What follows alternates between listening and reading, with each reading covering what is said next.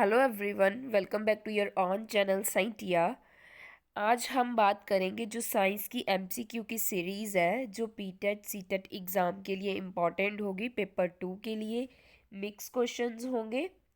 तो इसमें अगर बात करें, आपका कल एग्ज़ाम है, तो जितने भी मैंने साइंस की आपको एमसीक्यूज़ की सीरीज़ करवाई है, जितने भी एमसीक्यूज़ के आपके लेक्चर्स हैं, वीडियोस हैं, उनको एक बार ज़रूर देख के जाना, क्योंकि सारे के सारे एमसीक्यूज़ मैंने मोस्ट इम्पॉर्टेंट करवाए हुए हैं। मेनली वो सिलेबस को कवर करते हैं। क्लियर? तो उस बेसिस पे आप प्लीज़ एक बार विज़न लेके जाना और जो इम्पॉर्टेंट टॉपिक्स हैं उनको देख के जाना, सो दैट लास्ट मिनट की प्रिपरेशन है जो वो अच्छे से होनी चाहिए। नेक्स्ट बात करेंगे आज के क्वेश्चंस की। फर्स्ट क्वेश्चन है आपका, aluminium foil possible because aluminium is. जो एल्यूमिनियम की फॉयल्स है वो पॉसिबल है क्यों? क्योंकि एल्यूमिनियम क्या है? ऑप्शन ए है मेलेबल, ऑप्शन बी है स्नॉरस, ऑप्शन सी है डक्टाइल, ऑप्शन डी है लस्टर्स। देखिए, ये सभी की सभी जो फोर प्रॉपर्टी है, किसकी प्रॉपर्टी है? ये मेटल की प्रॉपर्टी है। हमें पता है जो एल्यूमिनियम है वो एक क्या है, मेटल का काम करती है। तो फोर की फोर प्रॉपर्टीज क्या है? मेटल है। बट यहाँ पे क्वेश्चन पूछा है कि जो फॉयल बनती है एल्यूमिनियम की, वो किस प्रॉपर्टी की वजह से बनती है?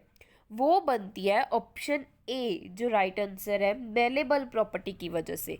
मेलेबल प्रॉपर्टी होती क्या है? जब आप मेटल को शीट्स में कन्वर्ट करते हो, किस में कन्वर्ट करते हो? शीट्स में कन्वर्ट करते हो, तो उसको क्या बोलते हैं? मेलेबल बोलते हैं। तो यहाँ पे फॉयल बन रही है, शीट बन रही है, तो इसका राइट आंसर क्या हो जाएगा? ऑप्शन ए हो जाएगा। नेक्स्ट क्वेश्चन देखिए, second MCQ. Rutherford's model of atom was unable to explain. Rutherford का जो मॉडल था वो अनएबल था एक्सप्लेन करने के लिए। ऑप्शन क्या एक्सप्लेन नहीं कर पाया? ऑप्शन ए है result of alpha rays of scattering atom. Alpha rays की स्कैटरिंग एक्सपेरिमेंट का जो रिजल्ट था वो। ऑप्शन बी है न्यूट्रलिटी ऑफ एटम, एटम की न्यूट्रलिटी। ऑप्शन सी है result of cathode ray experiment, cathode ray की एक्सपेरिमेंट के रिजल्ट। ऑप्शन डी है स्टेबिलिटी ऑफ एन एटम। तो जो रदरफोर्ड का एक्सपेरिमेंट था, अगर उसकी बात करें, तो उन्होंने रिजल्ट भी बता दिए थे एक्सपेरिमेंट के, न्यूट्रलिटी भी बता दी थी कि न्यूक्लियस प्रेजेंट है सेंटर में। क्या नहीं बताया था? तो उन्होंने ऑप्शन डी, एटम की स्टेबिलिटी नहीं बताई थी। उनका यही ड्रॉबैक था कि उन्होंने स्टेबिलिटी के बारे में बात नहीं की थी कि जब एटम क्या रिवॉल्व करता है तो उसकी स्टेबिलिटी क्या रहेगी। क्लियर? नेक्स्ट बात करेंगे थर्ड एमसीक्यू की। थर्ड एमसीक्यू देखिए, the galvanometer acting as a volt meter will have. जो गल्वेनोमीटर है वो एक्ट किसकी तरह करता है? अगर बात करें वोल्ट मीटर की तरह, तो उसके पास क्या है? ऑप्शन ए है high resistance in parallel with its coil. उसकी जो रेजिस्टेंस है वो हाई होती है। ऑप्शन बी है आपके पास a low resistance in parallel with its coil, means जो उनकी रेजिस्टेंस है वो कम होती है, किस में? पैरेलल में। नेक्स्ट बात करेंगे हाई रेजिस्टेंस इन सीरीज। जो रेजिस्टेंस होती है वो हाई होती है कॉइल में। नेक्स्ट बात करेंगे ऑप्शन डी की, a low resistance in series with its coil. Resistance की जो सीरीज में लगी होती है वो कम होती है विद इट्स कॉइल। तो आपने फोकस जिन वर्ड्स पे करना है वो है, एक तो रेजिस्टेंस पे, एक करना है ये पैरेलल एंड सीरीज पे। ये दो वर्ड्स कंफ्यूज करने वाले हैं।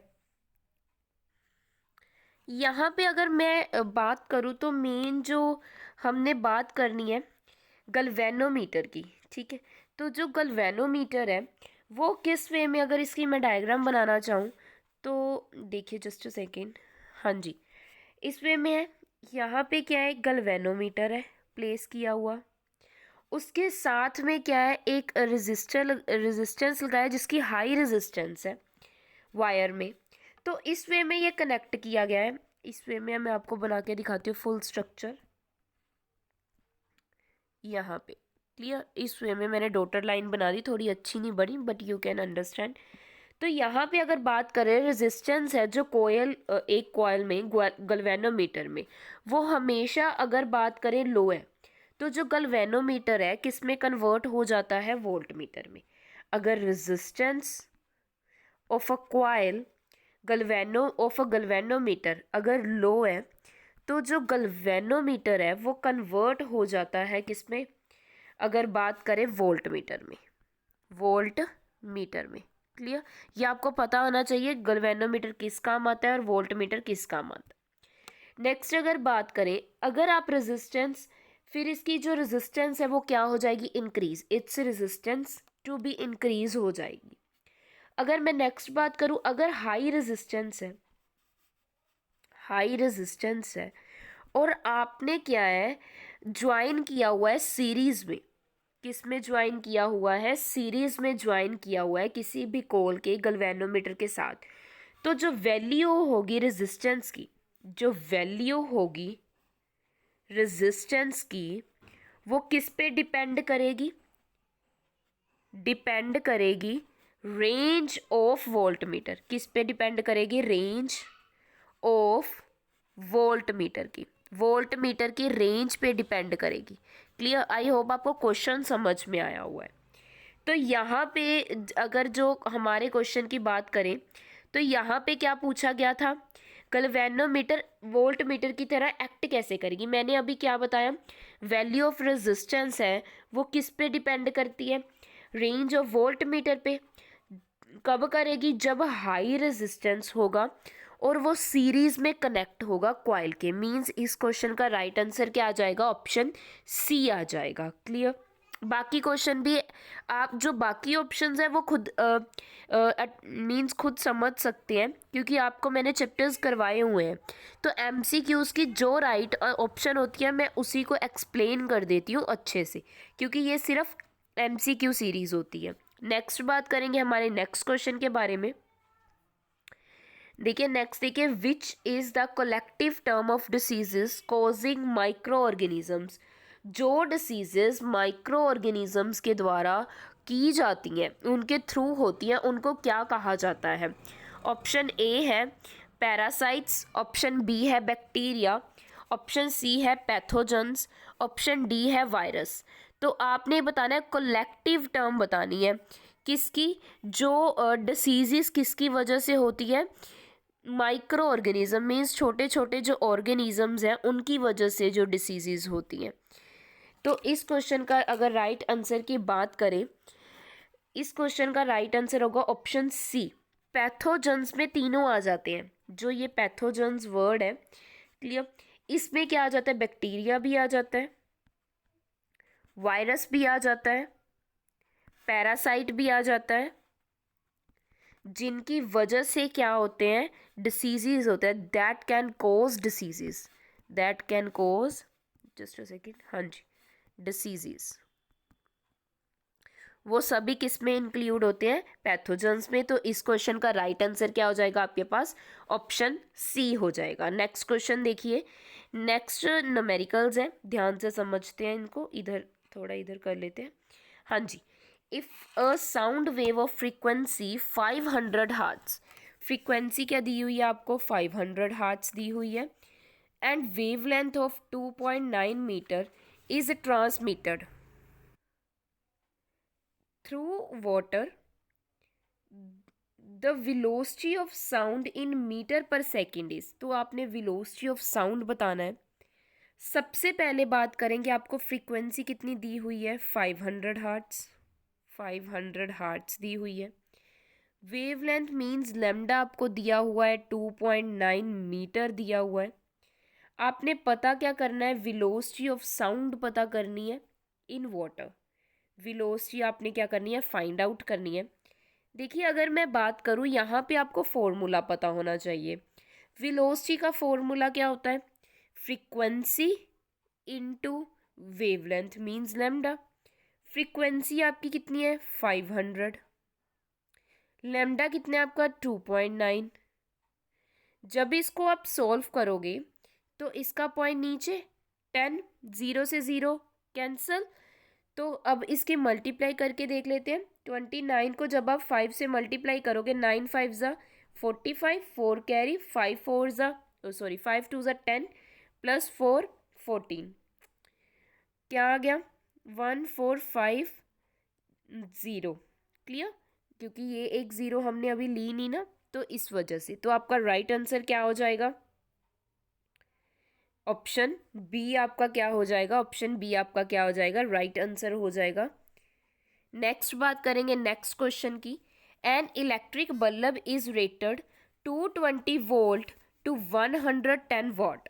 ये आपको दिया हुआ है। The power it consumed when operate on 110 volt. जब वो 110 वोल्ट पे कितनी पावर को कंज्यूम करेगा, इन सब के लिए आपको फॉर्मूलाज आने चाहिए। तो डिस्कस करते हैं इस न्यूमेरिकल को भी। सबसे पहले अगर मैं बात करूं, गिवन क्या क्या दिया हुआ है। वोल्टेज दी हुई है आपको 220 से लेके 110 तक। तो 220 वोल्टेज है आपके पास। 100 वाट अगर मैं बात करूं यहाँ पे 110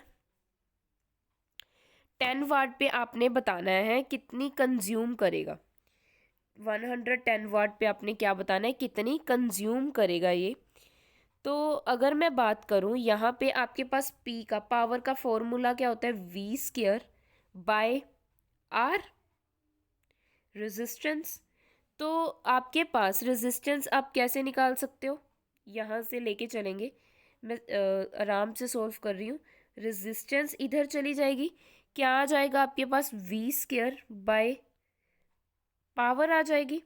अब आपको वी वोल्टेज 220 है और आपको पावर कितनी दी हुई है 110।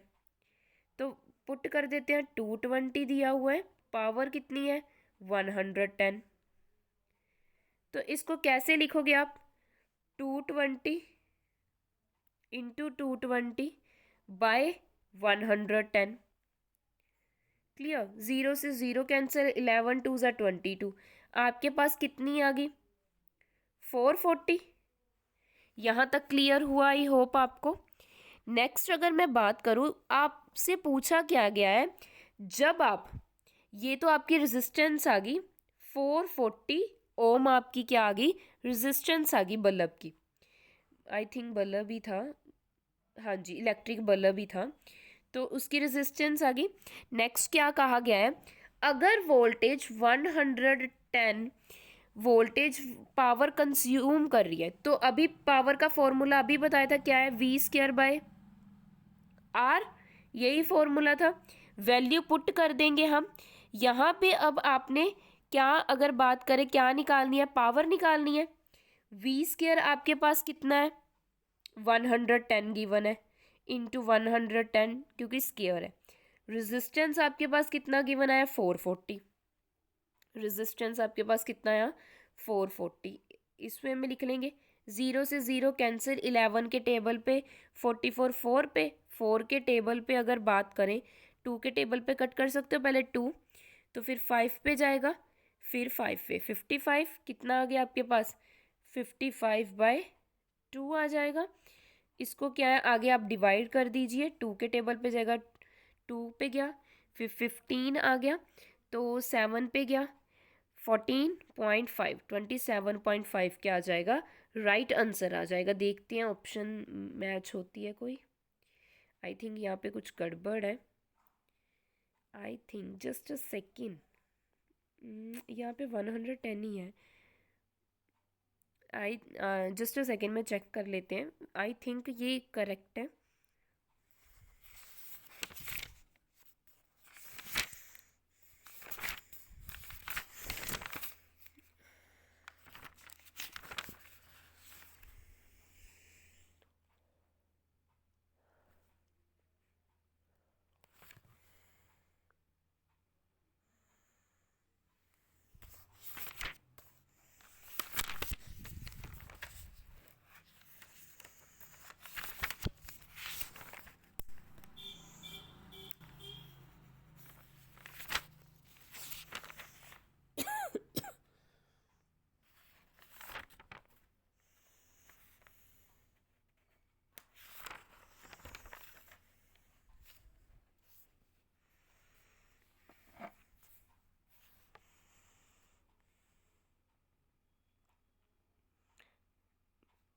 एंड 100 वाट है, ठीक 110 वाट है, बाई मिस्टेक है।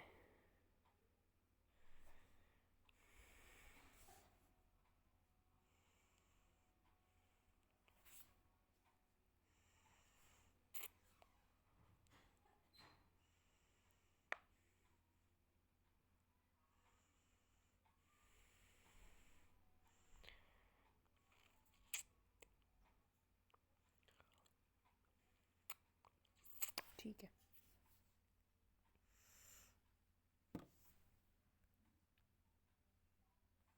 आई थिंक यहाँ पे ऑप्शंस में कुछ गड़बड़ हो सकती है। तो इस क्वेश्चन का राइट आंसर हमने जो निकाला है वही होगा। हमारा आंसर आया है 27.5, यही राइट आंसर होगा। तो इस क्वेश्चन का राइट आंसर मैं यहाँ पे लिख देती हूँ 27.5। क्लियर। नेक्स्ट देखते हैं।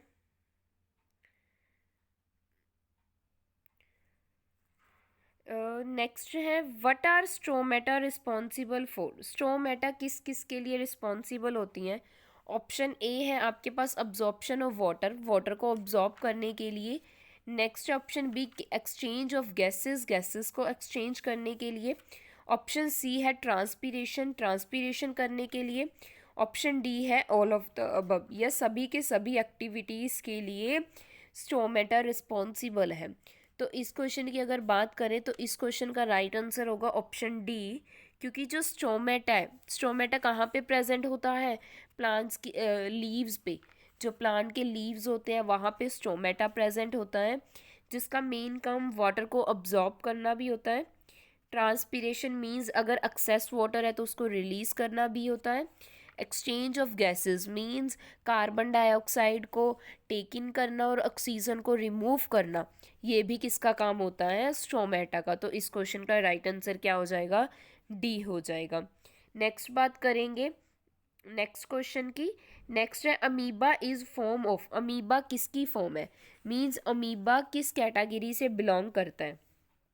ऑप्शन ए है बैक्टीरिया, ऑप्शन बी है वायरस, ऑप्शन सी है फंगी, ऑप्शन डी है प्रोटोजोआ। तो आपने बताना है जो अमीबा है वो किसकी कैटेगरी है। क्लियर। तो ये ऐसे क्वेश्चन भी आपको पता होना चाहिए। तो ये इजी क्वेश्चन है जो आप क्या कर सकते हो, बता सकते हो कि अमीबा किसकी कैटेगरी है। तो ये इजली अगर बात करें अमीबा क्या है, डिस्टिंग्विश हो जाती है, मीन्स आगे क्या है, ब्रेक भी हो जाती है। तो ये मेनली बात करें अमीबा क्या है, एक यूनिसेलुलर प्रोटोजोआ की कैटेगरी में हो जाती है। क्लियर। यूनिसेलुलर प्रोटोजोआ की कैटेगरी में होता है। तो इस क्वेश्चन का राइट आंसर क्या आ जाएगा, ऑप्शन डी आ जाएगा। नेक्स्ट बात करेंगे नेक्स्ट क्वेश्चन की। What part of leaf is commonly called to prepare a slide of stomata. ऐसा कौन सा पार्ट है लीफ का जो क्या करता है, मेनली कॉमन पार्ट है जो स्टोमेटा बनाने के लिए हेल्प करता है। ऑप्शंस देखते हैं। लीफ पेटियोल, ऑप्शन बी है लीफ अपेक्स, ऑप्शन सी है लीफ मार्जिन, ऑप्शन डी है लीफ एपिडर्मिस। ठीक है जी, ये सारे पार्ट्स दिए हुए हैं किसके, लीफ के। तो इस क्वेश्चन का राइट आंसर भी क्या है, ऑप्शन डी है लीफ एपिडर्मिस, क्योंकि ये क्या है, जो नीचे वाली लोअर सरफेस होता है, लोअर सरफेस ऑफ लीफ, जो पत्तों का लोअर सरफेस होता है वहाँ पे क्या है, प्रेजेंट होता है, वहीं पे क्या प्रेजेंट होता है। अगर बात करें मीन्स स्टोमेटा अपनी स्लाइड्स को प्रिपेयर करता है। क्लियर। तो इस क्वेश्चन का राइट आंसर भी क्या आ जाएगा, ऑप्शन डी आ जाएगा। इन तीनों के राइट आंसर क्या है, ऑप्शन डी है। नेक्स्ट क्वेश्चन देखिए। The agents of soil erosion are. जो सोयल इरोजन होती है, मीन्स मिट्टी खुर जाती है, उसका मेन रीज़न क्या है। ऑप्शन ए है आपके पास carbon dioxide and carbon monoxide, option B है water and oxygen, option C है आपके पास oxygen and carbon dioxide, option D है आपके पास एयर एंड वाटर। क्लियर। तो एजेंट्स बताने आपने के किसके, सॉइल इरोजन के, जो सॉइल को खराब करते हैं। हाँ जी, देखिए तो इस क्वेश्चन का राइट आंसर की बात करते हैं। यहाँ पे मेन रीज़न आंसर ठीक होगा ऑप्शन डी। जब क्या है, इफ़ेक्टिव इरोसिव एजेंट्स जैसे ग्लेशियर्स का पिघलना, तो जो फ्लड्स का आ जाना, तो जो वाटर है वो अपर लेयर को क्या कर देते हैं, वाटर की ख़राब कर देते हैं। वाटर के साथ सोयल की अपर जो लेयर है उसको डिस्प्लेसमेंट कर देते हैं। सिमिलरली एयर, जब विंड चलती है तब भी क्या है, जो सोयल के अपर पार्टिकल्स हैं वो क्या हो जाते हैं, डिस्प्लेस हो जाते हैं, जिसकी वजह से जो सोयल है वो इरोजन में हो जाती है। नेक्स्ट बात करेंगे नेक्स्ट क्वेश्चन की, Bhopal when did Bhopal gas tragedy occur, जो भोपाल गैस ट्रेजिडी है वो कब हुई थी। देखिए यहाँ पे नेक्स्ट बात करेंगे ऑप्शंस की। ऑप्शन ए है सितंबर 1974, ऑप्शन बी है दिसंबर 1984, ऑप्शन सी है सितंबर 1994, ऑप्शन डी है सितंबर 1964। तो आपने बताना है ये जो भोपाल गैस ट्रेजिडी है इसमें एक गैस की लीकेज हुई थी, वो नेक्स्ट क्वेश्चन में बात करेंगे। तो ये ईयर कौन सा था। तो इस क्वेश्चन का राइट आंसर है ऑप्शन बी, दिसंबर 1984। 2 और 3 दिसंबर के बीच में हुआ था ये सब, मध्य प्रदेश में हुआ था। भोपाल मध्य प्रदेश में है। कहाँ पे है ये, मध्य प्रदेश में है। 2 और 3 दिसंबर को हुआ था एमपी में, मध्य प्रदेश भोपाल में। क्लियर। तो इस क्वेश्चन का राइट आंसर क्या है, ऑप्शन बी। नेक्स्ट देखते हैं, which gas was leaked in Bhopal gas tragedy, कौन सी गैस क्या हुई थी, लीक हुई थी, ये पूछा गया है। ऑप्शन ए है methyl iso ignate, option B है मिथाइल आइसोसाइनेट, ऑप्शन सी है मिथाइल कार्बाइड, ऑप्शन डी है मिथाइल कार्बाइन। ये क्वेश्चन की अगर बात करें तो इस क्वेश्चन का राइट आंसर क्या है, ऑप्शन बी, मिथाइल आइसोसाइनाइड जो गैस थी वो लीक हुई थी 2 दिसंबर 1984 को।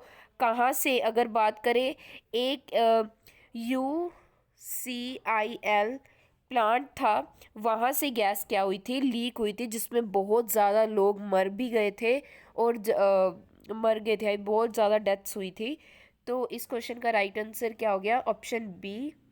एंड इसका भी क्या था, ऑप्शन बी। नेक्स्ट क्वेश्चन की बात करेंगे। नेक्स्ट देखिए, solar cell is used in, solar cells को कहाँ कहाँ यूज़ किया जाता है। ऑप्शन ए है आपका वॉचेस में, ऑप्शन बी की बात करें रेडियोज़ में, ऑप्शन सी की बात करें मोटर्स में, ऑप्शन डी की बात करें इंजन्स में। तो अगर मैं बात करूँ सोलर सेल की, सोलर सेल होते क्या हैं पहले बताइए।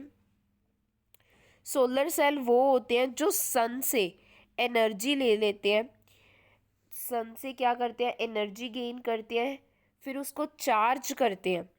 चार्ज करने के बाद क्या है, वो काम करना शुरू कर देते हैं। मेनली जो सोलर सेल है जो सनलाइट को इलेक्ट्रिसिटी में कन्वर्ट करे, किस में कन्वर्ट करे, इलेक्ट्रिसिटी में कन्वर्ट करे, उसको सोलर सेल्स बोलते हैं। मेनली ये टॉयज़ में, कैलकुलेटर्स में अगर बात करें यूज़ किए जाते हैं। बट अकॉर्डिंग टू ऑप्शंस हमने बताना है कि कहाँ कहाँ ये यूज़ किए जाते हैं। तो वॉचेस में डेफिनेटली ये यूज़ किए जाते हैं। इसके अलावा बात करें कैलकुलेटर्स में यूज़ किए जाते हैं। तो इस क्वेश्चन का राइट आंसर क्या हो जाएगा हमारे पास, ऑप्शन ए हो जाएगा वॉचेस। नेक्स्ट बात करेंगे नेक्स्ट क्वेश्चन की, a solar cell produce electricity and take the necessary energy from, solar cell क्या है, इलेक्ट्रिसिटी को प्रोड्यूस करते हैं और उसके बाद क्या है, वो जो नेसेसरी एनर्जी है वो ले लेते हैं, किससे ले लेते हैं।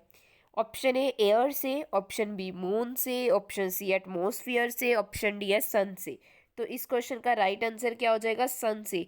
जो सोलर एनर्जी है, सोलर सेल है, वो सन से एनर्जी लेते हैं तभी कन्वर्ट होती है इलेक्ट्रिसिटी में। तो इस क्वेश्चन का राइट आंसर क्या आ जाएगा हमारे पास, ऑप्शन डी आ जाएगा। नेक्स्ट क्वेश्चन देखिए, नेक्स्ट है source of energy in the hydel power station, hydel power station में एनर्जी का सोर्स क्या है।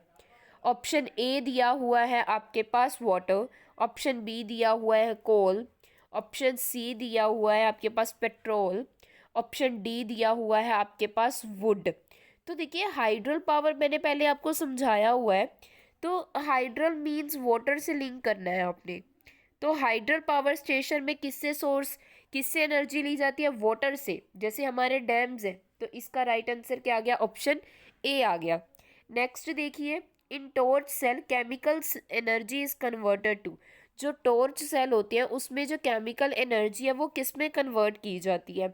ऑप्शन ए है इलेक्ट्रिकल एनर्जी में, ऑप्शन बी है लाइट एनर्जी में, ऑप्शन सी है हीट एनर्जी में, ऑप्शन डी है साउंड एनर्जी में।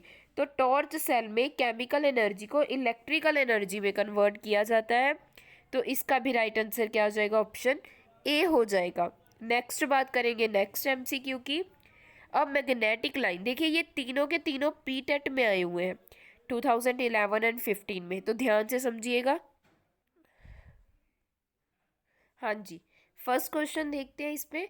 अब मैग्नेटिक लाइन, जो मैग्नेटिक फील्ड लाइन है वो क्या है। ऑप्शन ए है is the path along which free north pole tends to move. Option B है आपके पास is the path along which free iron particle tends to move. Option C है is the path along which magnetic needle tends to move. Option D है is the path which a line is traced, only line traced है। आपने options को ध्यान से पढ़ना है। तो यहाँ पे जो अगर बात करें मैग्नेटिक फील्ड लाइन की, तो वो क्या होता है, इसका राइट आंसर ए है। उसमें क्या है, जो पाथ होता है जिसमें फ्री नॉर्थ पोल क्या है, मूव कर सकता है। देखिए जो डायरेक्शन होती है, मैं एक्सप्लेन कर देती हूँ ऑप्शन ए को। जो डायरेक्शन होती है मैग्नेटिक फील्ड की, डायरेक्शन ऑफ मैग्नेटिक फील्ड की, जो मैग्नेटिक फील्ड है उसकी जो डायरेक्शन है वो क्या है, एक पॉइंट पे, एट अ पॉइंट पे हम क्या कर सकते हैं, डिटरमाइन कर सकते हैं। किसकी तरह, एक हम जब उसके पास क्या रख देंगे, कंपस रख देंगे, जिसमें हमको क्या शो होगी, डायरेक्शन शो होगी। जो कंपस की नीडल है वो हमें क्या शो करेगी, डायरेक्शन को शो करने में हेल्प करेगी। जो नॉर्थ पोल है ना कंपस का, वो इंडिकेट क्या करता है, नॉर्थ पोल जो कंपस का है वो हमें क्या इंडिकेट करता है, डायरेक्शन। किसकी डायरेक्शन, मैग्नेटिक फील्ड की, कि एक पॉइंट के ऊपर हमें क्या शो करता है, डायरेक्शन शो करता है। तो इसीलिए इस क्वेश्चन का राइट आंसर क्या हो जाएगा हमारे पास, ऑप्शन ए हो जाएगा। क्लियर। नेक्स्ट क्वेश्चन देखते हैं। नेक्स्ट है देखिए हमारे पास, the direction of force acting on a current carrying conductor place in magnetic field is determined by. देखिए जो डायरेक्शन है, डायरेक्शन फोर्स है जो एक्ट कर रही है किसी भी करंट कैरिंग कंडक्टर के ऊपर, जिसमें हमने क्या प्लेस किया हुआ है, मैग्नेटिक फील्ड, उसको कैसे डिटरमाइन करोगे। ऑप्शन है राइट हैंड थंब रूल के अकॉर्डिंग, ऑप्शन बी है कॉर्क स्क्रू के रूल के अकॉर्डिंग, ऑप्शन सी है फ्लेमिंग्स राइट हैंड रूल के अकॉर्डिंग, ऑप्शन डी है फ्लेमिंग्स लेफ्ट हैंड रूल के अकॉर्डिंग। तो इसका राइट आंसर क्या है, option D, Fleming's left hand rule के अकॉर्डिंग। देखिए अगर मैं बात करूँ इस ऑप्शन की, फ्लेमिंग्स लेफ्ट हैंड राइट, तो जो फ्लेमिंग्स लेफ्ट हैंड रूल है, मैंने शॉर्ट में लिख दिया, ये यूज़ किया जाता है डायरेक्शन ऑफ मोशन को फाइंड करने के लिए। डायरेक्शन ऑफ मोशन को फाइंड आउट करने के लिए, किसका, करंट का, of current, of current, current के डायरेक्शन ऑफ मोशन को फाइंड आउट करने के लिए होता है।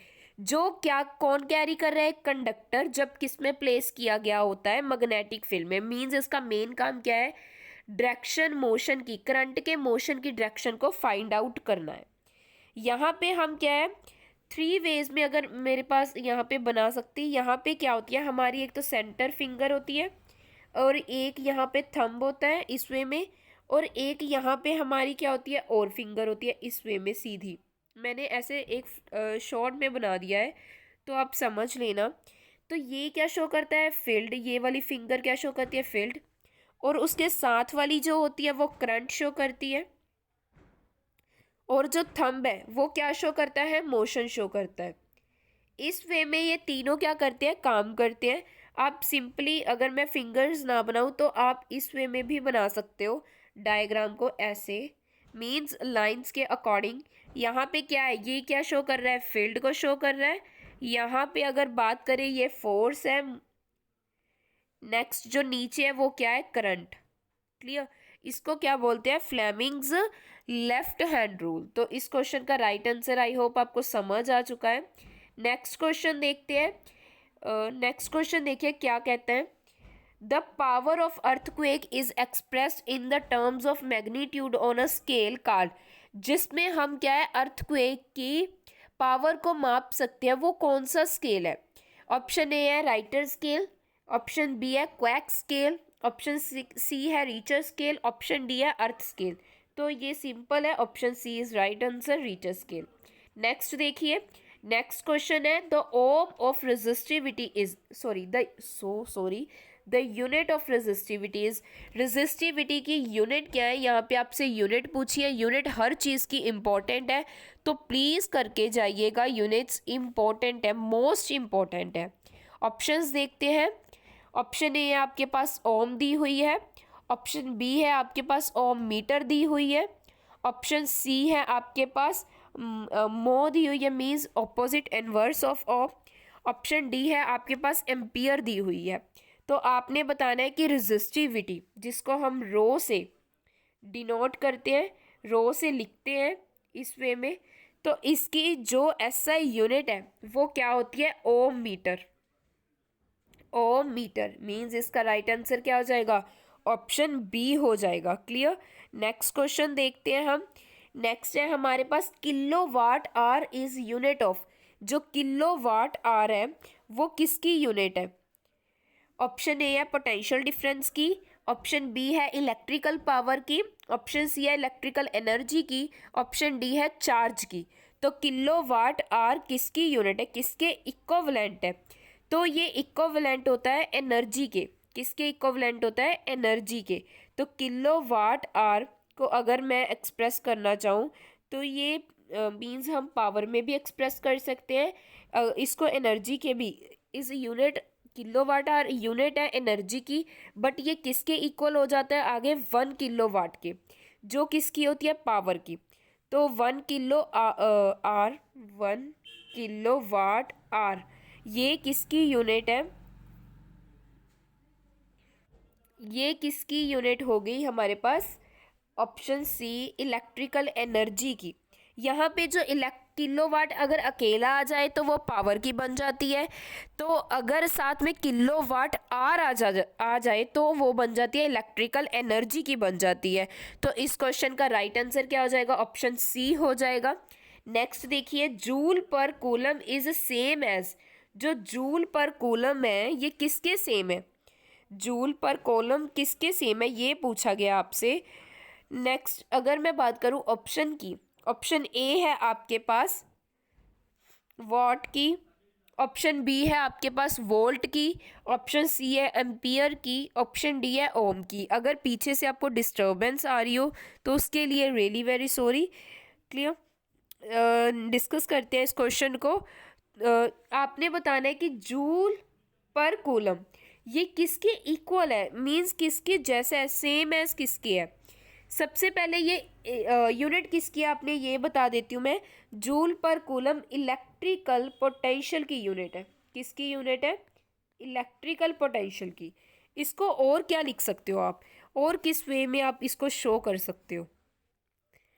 तो देखिए जूल किसकी यूनिट है, जूल अगर बात करें तो यहाँ पे हमें पोटेंशियल दिया हुआ है, तो जूल किसकी यूनिट है आपको ये पता होना चाहिए। जूल किसकी यूनिट है,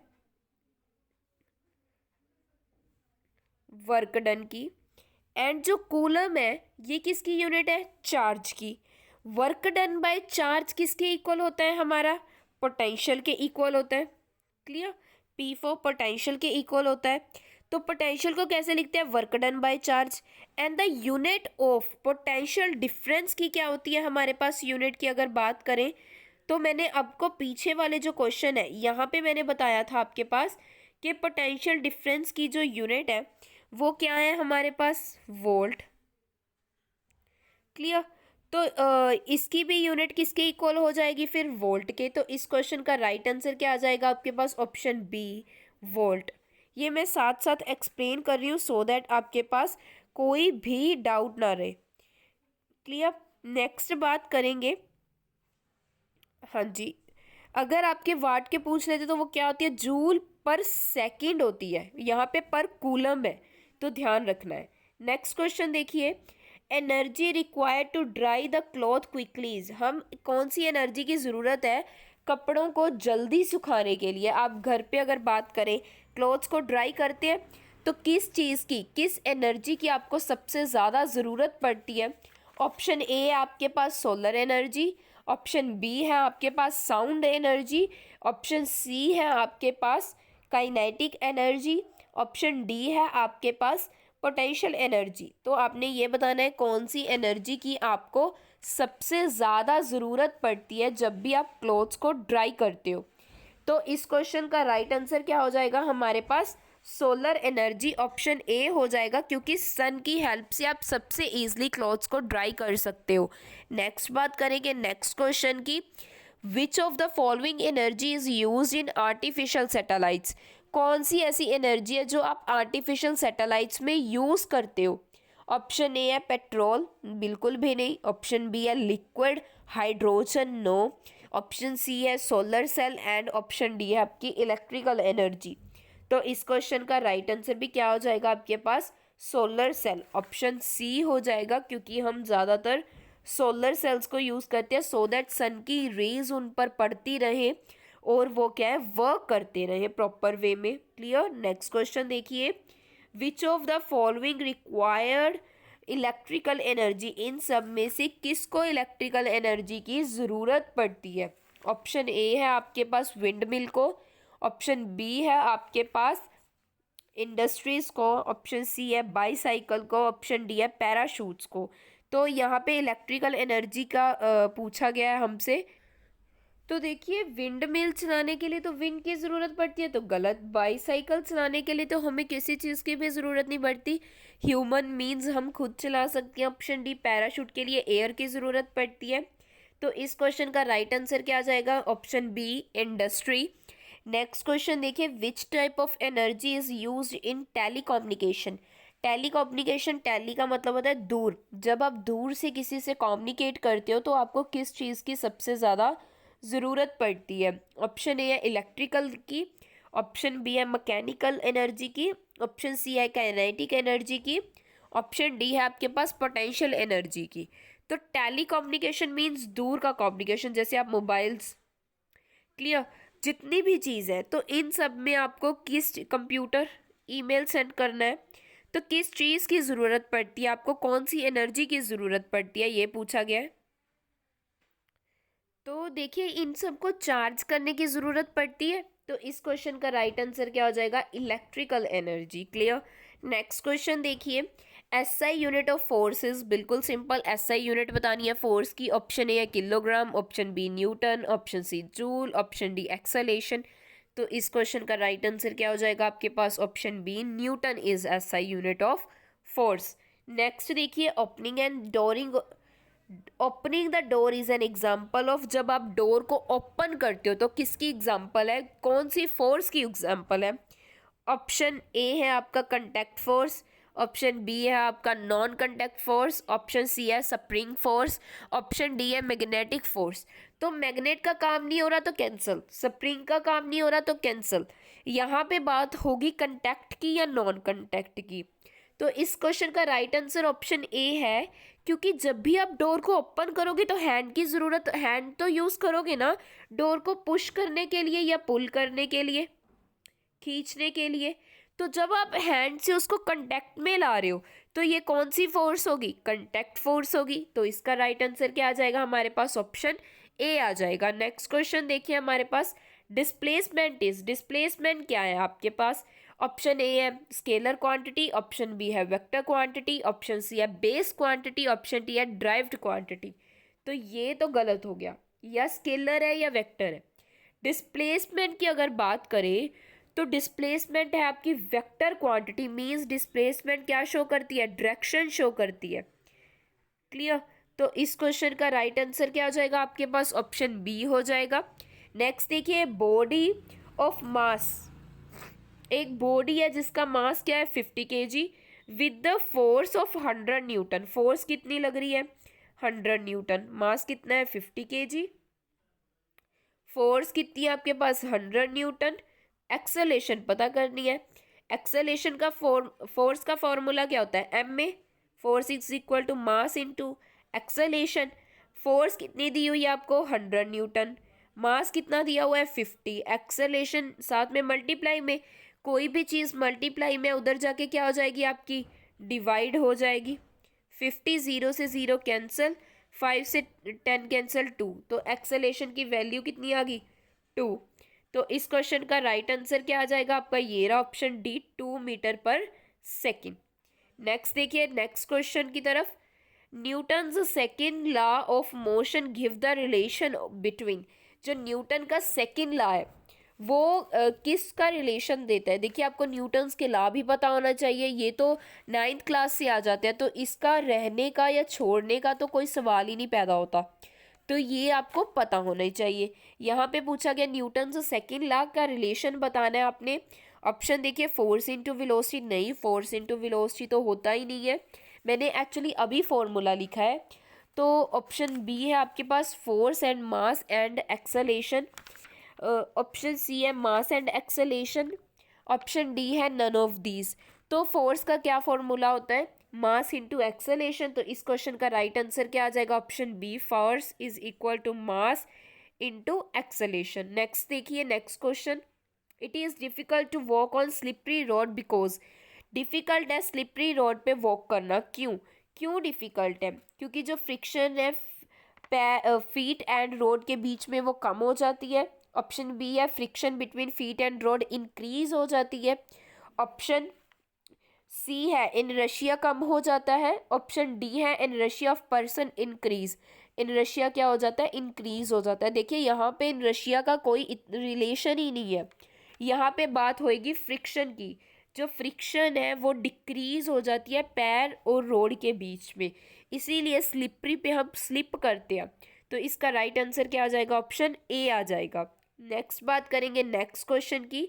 momentum of truck at rest is, जब मोमेंटम बताना है जब क्या है, ट्रक क्या है रेस्ट पोजीशन पे है। ऑप्शन ए है आपके पास 0, ऑप्शन बी है आपके पास वेरी लार्ज, ऑप्शन सी है आपके पास स्मॉल, ऑप्शन डी है आपके पास नन ऑफ दीज। तो देखिए मोमेंटम क्या होता है, मोमेंटम क्या होता है, मास इनटू वेलोसिटी। मास तो ट्रक का मान लीजिए एम ही है, बट वेलोसिटी वो रेस्ट पे है, मूव ही नहीं कर रहा, वेलोसिटी 0, किसी को भी 0 के साथ मल्टीप्लाई करोगे तो क्या आ जाएगा 0। तो इस क्वेश्चन का राइट आंसर क्या है, ऑप्शन ए है। Next, 1 newton is equal to, 1 newton की वैल्यू क्या होती है, आपके पास ऑप्शन गिवन है। तो देखिए न्यूटन फोर्स की है, फोर्स किसके इक्वल होती है, mass into acceleration, mass into acceleration, mass की क्या यूनिट होती है, किलोग्राम, एक्सेलेरेशन की क्या यूनिट होती है, मीटर पर सेकेंड स्क्वायर, पर सेकेंड स्क्वायर। तो यहाँ पे क्या बन जाएगी, किलोग्राम मीटर पर सेकेंड स्क्वायर। क्लियर, तो देख लेते हैं ये कौन सी ऑप्शन है, ये आपके पास ऑप्शन ए, तो ये क्या हो गया, राइट आंसर हो गया।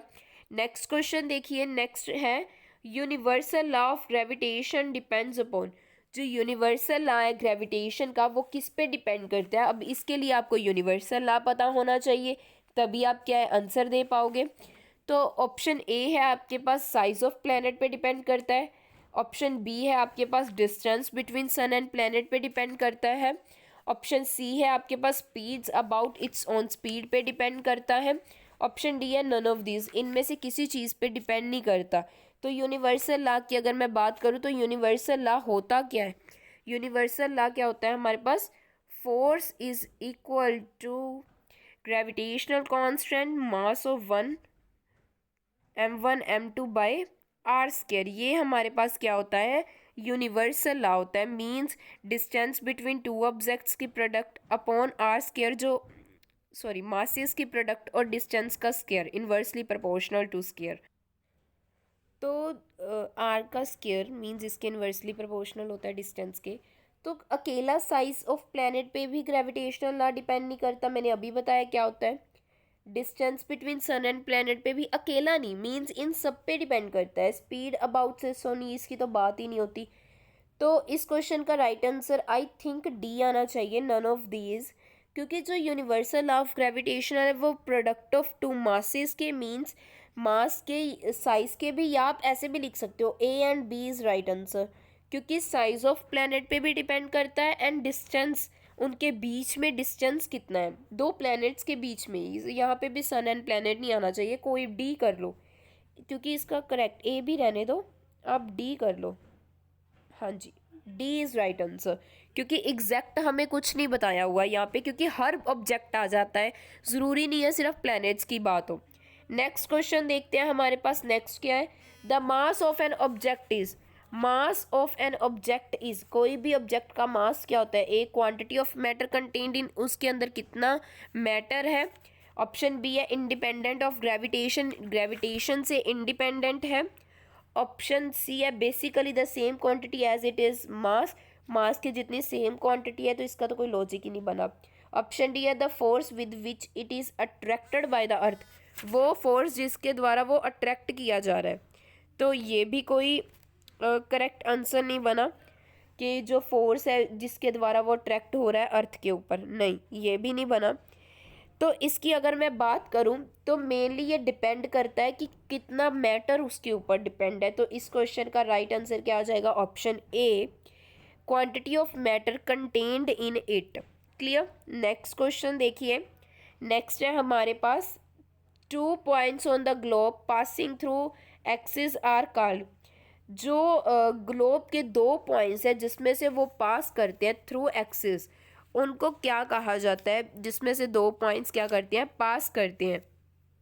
ऑप्शन ए है equator and south pole, equator कहा जाता है और साउथ पोल कहा जाता है। ऑप्शन बी है north pole and equator, north pole and equator कहा जाता है। ऑप्शन सी है आपके पास north pole and south pole कहा जाता है, कि north pole and south pole है ये कहा जाता है। ऑप्शन डी है नन ऑफ दीज, या कुछ भी नहीं कहा जाता। तो मेनली अगर बात करें यहाँ पे जो क्वेश्चन है 2 पॉइंट्स की है जो ग्लोब में एक्सिस थ्रू एक्सिस पास होते हैं। तो ग्लोब आपने देखा होगा इस वे में होता है ग्लोब, ऊपर क्या होता है? नॉर्थ पोल, नीचे क्या होता है? South pole. तो जो 2 पॉइंट्स है ग्लोब जिसमें से एक्सिस पास होती है, यहाँ पे इक्वेटर है, तो उनको क्या कहा जाता है? North pole and south pole. तो इस क्वेश्चन का राइट आंसर क्या आ जाएगा? ऑप्शन सी आ जाएगा। नेक्स्ट है 56, with the increase of depth the value of g means, जब भी आप डेप्थ को इंक्रीज करते हो तो ग्रेविटी की जो वैल्यू है उस पर क्या इफेक्ट पड़ता है? ऑप्शन ए है डिक्रीज, ऑप्शन बी है increase, option C doesn't change, option D है मे इंक्रीज और डिक्रीज, मीन्स कम भी हो सकती है और बढ़ भी सकती है। तो इस क्वेश्चन का राइट आंसर होगा ऑप्शन ए डिक्रीज।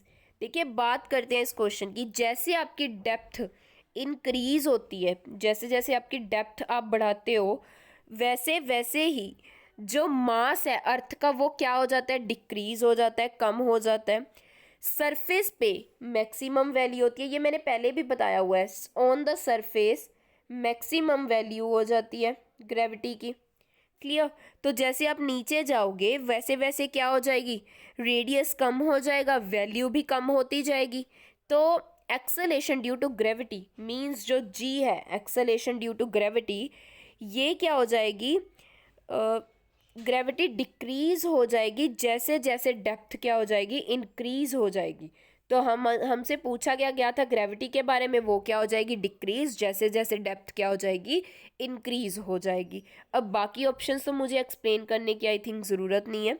नेक्स्ट बात करते हैं नेक्स्ट क्वेश्चन की। हाँ जी, नेक्स्ट क्वेश्चन देखिए। If a coin, a feather and a ball dropped from a tower, एक टावर में से हमने क्वाइन, फीदर और बॉल को ड्रॉप किया इन वैक्यूम, वैक्यूम का मतलब एयर क्या है वहाँ पे? एब्सेंट, हवा प्रेजेंट नहीं है वहाँ पे। तो क्या होगा? ऑप्शन ए है coin will reach the ground first, सबसे पहले क्वाइन पहुंचेगा, पीटेट में आया हुआ है ये question.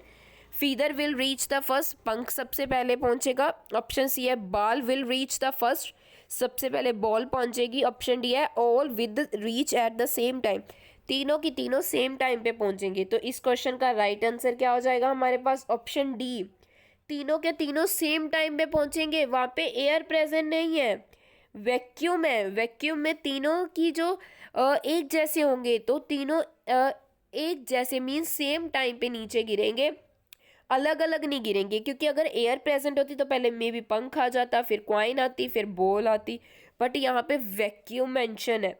Clear? Next question sorry sorry, next question देखते हैं। नेक्स्ट देखिए, हाँ जी। The actual length on the path travelled is, actual length बतानी है जिसमें क्या है पाथ ट्रेवल करते हैं उसको क्या कहा जाता है। ऑप्शन ए है आपके पास स्पीड, ऑप्शन बी है आपके पास टोटल लेंथ, ऑप्शन सी है आपके पास डिस्टेंस, ऑप्शन डी है आपके पास नन ऑफ दीज या इनमें से कुछ भी नहीं। तो आपने एक्चुअल लेंथ बतानी है, ये भी मैंने क्वेश्चन आई थिंक आपको पहले किसी लेक्चर में करवाया हुआ है। तो एक्चुअल लेंथ बतानी है आपने जब क्या है कोई भी पार्टिकल्स ट्रैवल करता है। देखिए अगर मैं इसकी बात करूँ तो इसका राइट आंसर बिल्कुल सिंपल। वैसे तो अगर बात करें जब आपके पास एक्चुअल लेंथ की बात आ गई तो डिस्प्लेसमेंट आएगा, बट अकॉर्डिंग टू ऑप्शंस हमें डिस्प्लेसमेंट मेंशन नहीं है। तो इस क्वेश्चन का राइट आंसर क्या हो जाएगा, डिस्टेंस, ऑप्शन सी। नेक्स्ट बात करेंगे SI unit of average velocity is, average velocity की एसआई यूनिट बतानी है आपने। ऑप्शंस ए है आपके पास किलोमीटर पर सेकेंड, ऑप्शन बी है आपके पास मीटर पर सेकेंड, ऑप्शन सी है आपके पास सेंटीमीटर पर सेकेंड, ऑप्शन डी है ऑल ऑफ द अबव। तो आपने क्या बताना है, एसआई यूनिट बतानी है किसकी, एवरेज वेलोसिटी की। अब अगर आपको तो फॉर्मूला आता है तो आप इजीली सॉल्व कर सकते हो, बट अगर आपको फॉर्मूला नहीं याद तो डायरेक्टली आपको यूनिट्स याद रखनी पड़ेंगी। एवरेज वेलोसिटी की एसआई यूनिट क्या होती है, मीटर पर सेकेंड। तो इस क्वेश्चन का राइट आंसर क्या हो जाएगा, ऑप्शन बी हो जाएगा। नेक्स्ट बात करेंगे नेक्स्ट क्वेश्चन की। नेक्स्ट क्वेश्चन देखिए आपके पास क्या दिया हुआ है, which of the following is a way to use water economically, कौन सा वे है जिससे हम पानी को क्या है इकोनॉमिकली यूज कर सकते हैं। ऑप्शन ए है construction of barrages, option B है rain water harvesting, option C है ड्रिप इरिगेशन, ऑप्शन डी है आपके पास इनफिल्ट्रेशन। तो आप किस वे से आप इकोनॉमिकली वाटर को यूज़ कर सकते हैं। तो इस क्वेश्चन का राइट आंसर क्या हो जाएगा, rain water harvesting, option sorry sorry sorry sorry drip irrigation economically होएगा। तो इस क्वेश्चन का राइट आंसर क्या हो जाएगा हमारे पास, option C drip irrigation. Next देखिए, fruit is ripen which of the following is correct fruit according to the definition, कौन सा इसमें से करेक्ट आंसर है, ये भी पीटेट में आया हुआ है। ऑप्शन ए है आपके पास अनियन, ऑप्शन बी है कैरेट, ऑप्शन डी है ककम्बर, ऑप्शन डी है potato. Fruit is a ripened means पका हुआ होता है, और इसका राइट आंसर है option C cucumber. Clear. Next बात करेंगे, एक और बता दो, इसमें आप ऐसे भी लर्न कर सकते हो जो फ्लैशी हो मींस जिसमें वाटर प्रेजेंट हो, जिसमें ड्राई राइपन ओवेरीज प्रेजेंट हो उसको बोलते हैं। इसके अलावा टमाटोज भी होते हैं, बनानास भी होते हैं। क्लियर। नेक्स्ट देखिए, carry carriers career sorry carrier of dengue virus, dengue virus का जो कैरियर है वो कौन है। ऑप्शन ए है आपके पास हाउस फ्लाइज, अब मीन्स जो मक्खियाँ होती हैं। नेक्स्ट क्या है आपके पास, ऑप्शन बी है आपके पास ड्रैगन फ्लाइज, जो ड्रैगन फ्लाइज होते हैं आपके पास। ऑप्शन सी है फीमेल एडीज मॉस्किटो, जो मॉस्किटो है उसके द्वारा किए जाते हैं। ऑप्शन डी है बटरफ्लाई। तो इसका जो आंसर है वो है option C female Aedes mosquito के थ्रू क्या है डेंगू होता है। Next, yeast is use in the production of, yeast किसकी प्रोडक्शन में यूज़ किया जाता है आपके पास। ऑप्शन है शुगर बनाने के लिए, ऑप्शन बी है आपके पास अल्कोहल बनाने के लिए, ऑप्शन सी है हाइड्रोक्लोरिक एसिड बनाने के लिए, ऑप्शन डी है ऑक्सीजन बनाने के लिए। तो इसका राइट आंसर ऑप्शन बी है अल्कोहल बनाने के लिए। किस प्रोसेस से बनता है, फर्मेंटेशन प्रोसेस से, फर्मेंटेशन प्रोसेस से। नेक्स्ट क्वेश्चन देखिए, नेक्स्ट है the vaccine of small pox was discover by, जो ये भी बहुत इंपॉर्टेंट है, वैक्सीन्स प्लीज़ करके जाना। जो वैक्सीन है स्मॉल पॉक्स की वो किन्होंने डिस्कवर की थी, इसका मैं आपको डायरेक्ट आंसर बता देती हूँ। इसका राइट आंसर है ऑप्शन डी एडवर्ड जेनर, जिन्होंने क्या है डिस्कवर की थी 1796 में। नेक्स्ट क्वेश्चन की बात करेंगे, chicken pox is caused by, जो चिकन पॉक्स है जी ये डिसीजेस किसकी हेल्प से होती है, मीन्स किसकी वजह से चिकन पॉक्स डिसीजेज होती हैं? ऑप्शन ए है वायरस की वजह से, option B fungi, option C protozoa, option D है आपके पास बैक्टीरिया। तो चिकन पॉक्स वैसे तो आपको पता होगा सारे रैशेज हो जाते हैं हमारी पूरी बॉडी पे, जो एक वायरस की वजह से होती है। तो इस क्वेश्चन का राइट आंसर क्या है? ऑप्शन ए है। कौन सा वायरस होता है? VZV, याद रखना है। नेक्स्ट क्वेश्चन देखिए हमारे पास। नेक्स्ट क्वेश्चन है oxygen rich blood from the lungs first comes to.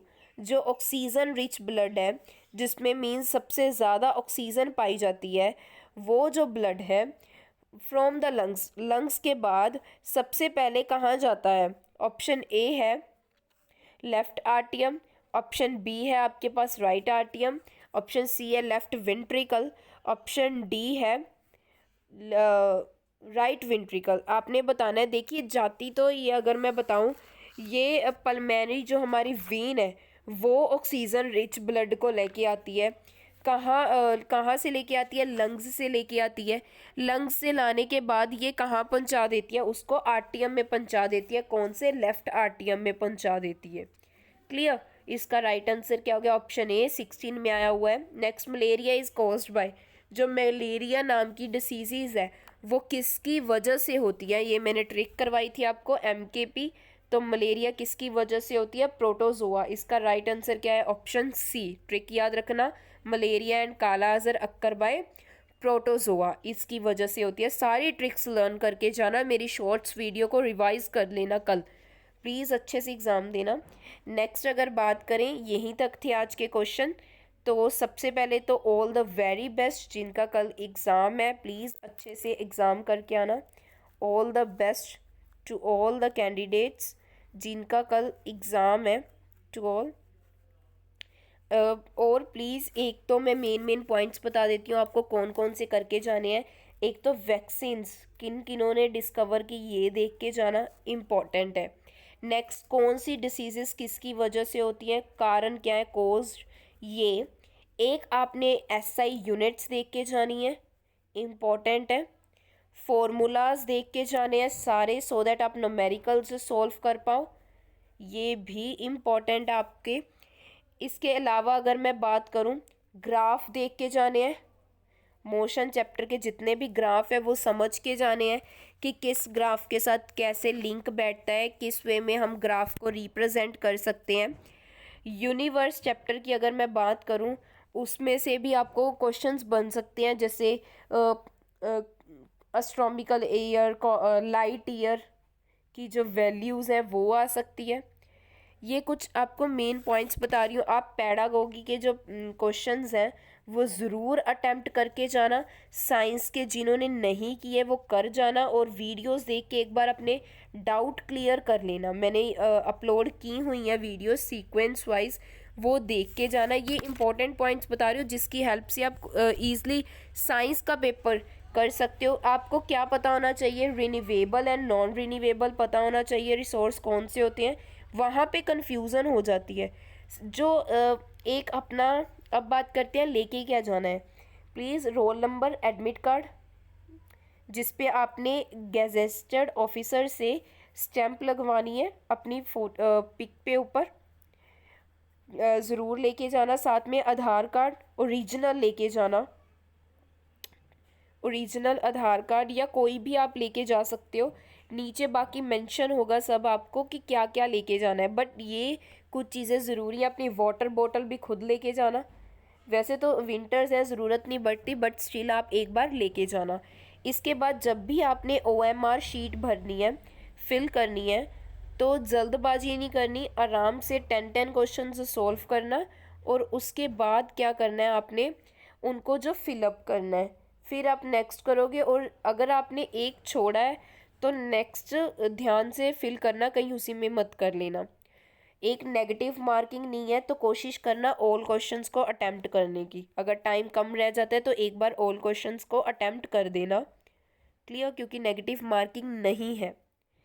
ये कुछ पॉइंट्स थे जो एग्ज़ाम्स पॉइंट ऑफ व्यू से आपके लिए ज़रूरी थे बताना। तो अगर वीडियो अच्छी लगी हुई तो प्लीज़ वीडियो को लाइक कीजिएगा, शेयर कीजिएगा, अपने फ्रेंड्स के साथ शेयर कीजिएगा। Thank you so much.